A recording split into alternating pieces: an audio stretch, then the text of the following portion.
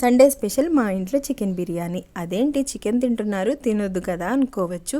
మా సైడ్ అయితే 1 వీక్ నుంచి చాలామంది తింటున్నారు. ఇంకా మేము కూడా తినక చాలా రోజులు అయిపోయింది కదా అని చెప్పి తీసుకొచ్చుకున్నాము. సో రొటీన్గా కర్రీ ఎందుకు చికెన్ బిర్యానీ చేద్దామని చెప్పి చికెన్ బిర్యానీ అయితే చేస్తున్నాను. చికెన్ బిర్యానీ చేయడంలో పెద్ద గొప్ప అని చెప్పుకోను, కానీ చాలా సింపుల్గా చేస్తాను. మనం బయట నుంచి తెచ్చి తినడం కంటే ఒక 10 టైమ్స్ బెటరే. చాలా సింపుల్గా చేస్తానన్నమాట, ఎక్కువ హంగామా లేకుండా.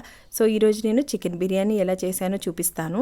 ఫస్ట్ అయితే చికెన్ పెద్ద పెద్ద పీసెస్ అయితే కొట్టించుకోవాలి. తర్వాత ఒక 2-3 టైమ్స్ మంచిగా క్లీన్ చేసుకొని ఇందులో తగినంత ఉప్పు, కారం, పసుపు, గరం మసాలా, చికెన్ మసాలా, అల్లం వెల్లుల్లి పేస్ట్, అరకప్పు పెరుగు, అలాగే పుదీనా, పచ్చిమిర్చి వేసుకొని చికెన్ని మంచిగా కలిపి 1 గంట పాటు మ్యారినేట్ చేసుకోవాలి.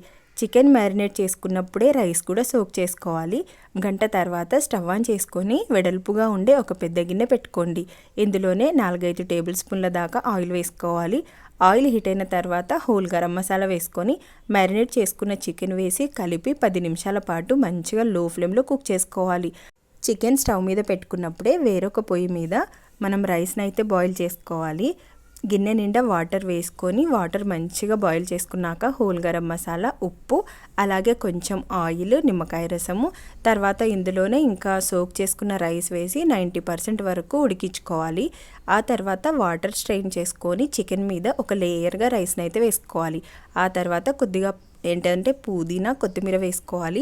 మళ్ళీ పైనుంచి కొంచెం రైస్ వేసేసుకొని పుదీనా, కొత్తిమీర, ఇంకా పైనుంచి తగినంత నెయ్యి, నిమ్మకాయ రసం, అలాగే ఇంకా కావాలనుకుంటే స్పైసెస్ ఏమైనా వేసుకోవచ్చు. నేనైతే కొంచెం చికెన్ మసాలా వేశాను.